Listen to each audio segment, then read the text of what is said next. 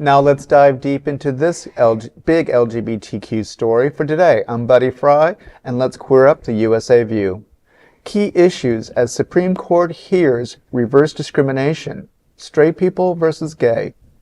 The U.S. Supreme Court heard oral arguments yesterday in Ames versus Ohio Department of Youth Services, a case that could reshape how discrimination claims are handled under Title VII of the Civil Rights Act.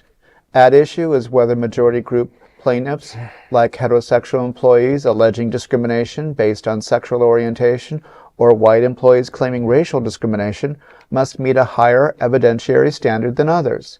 Marlean Ames, a former Ohio Department of Youth Service employee, argues she was denied a promotion and removed from her position, while less qualified queer employees were given the roles that she sought.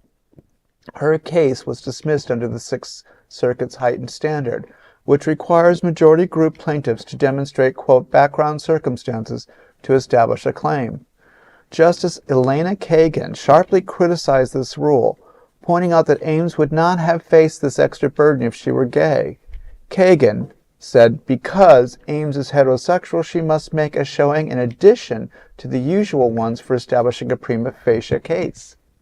She asked if this meant unequal treatment. Ames's attorney, Zhao Wang, argued the rule contradicts Title VII's goal of eradicating workplace discrimination. He stressed that sorting individuals into majority and minority groups perpetuates bias, rather than eliminating it. The case has significant implications. If the Supreme Court sides with Ames, it could eliminate the background circumstances rule, making it easier for all employees to seek justice under Title VII.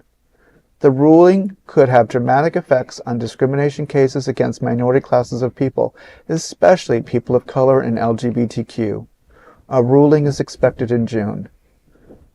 I mean, this hurts on so many levels because the whole reason for Title VII was to eradicate preference for cisgendered and white America dominating just because. And now we've finally made a few steps forward, and now it's being questioned again because of the current administration. Right. And this particular woman's view that, well, I don't know the specifics because it's not been discussed because it's still in process. You know, if she had any rights to sit there and claim it, I mean, she might have had a horrible track record. I have no idea. But to sit there and say that, oh, Stephen and Susan over there got my job because they're gay, that's, you know, how do you... It's a complicated thing. I remember the Wall Street Journal actually did an article about, apparently, it's something that HR managers like to do, is if they think you're not qualified to be picked and you're a white person, they'll say the reason the other person got it was a DEI reason, which is very toxic. Yeah. But yeah. On the legal aspects, and, you know, I find it fascinating because, one, I do think that the standard to show discrimination is way too high. Because I see it, I have seen it way too often, and like I have seen it in the progressive nonprofit space.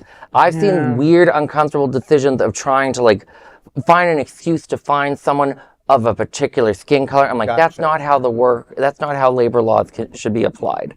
Or like, I remember, I won't say which particular employer, but I was hired at one place many years back, and it was a progressive nonprofit group. And one of the staffers said to me, like, you weren't supposed to get the job, but you were too perfect because of my skin color. And I was like, that's not a good, that's not, yeah, but well, under the strict scrutiny, like, what, like, I wasn't going to do anything. No, it made me feel uncomfortable to work there, though. Yeah. But like, what I face is nothing compared to like some. I have a friend that's a black woman trying to get a job right now. Right. She's faced all sorts of stuff with that, and like the fact that these higher standards are in place, it's a problem for everyone. Like, remember, if Elena Kagan is questioning it, she's not some dummy right winger. Right. But at the same time, it's sad that, like you said or indicated, that a lot of times it's it's a DEI thing.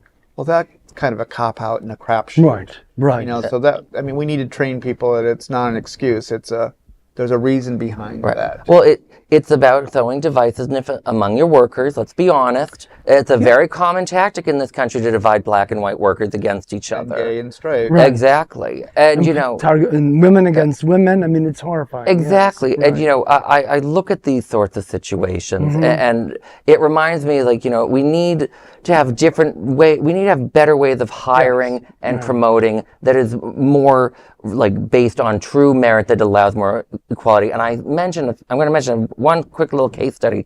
I can't remember, it was probably like 100 years ago, but there was an orchestra that was like, oh, we can't get any women. No women are good. So they did blind castings, and they put carpeting on the floor so you couldn't tell who had high heels. Right. And guess what? Magically, they started hiring a bunch of women. Cool. So the idea that, like, we need to do discriminatory things to create diversity is not a very positive idea, and is not borne out by the evidence. When you actually create real, actual blind abilities to actually give people an opportunity, people do get options and are able to succeed. Right. I also think that Marlean Ames has homophobic hag written all over her sloppily made up face, and maybe she was denied because of that fried hair.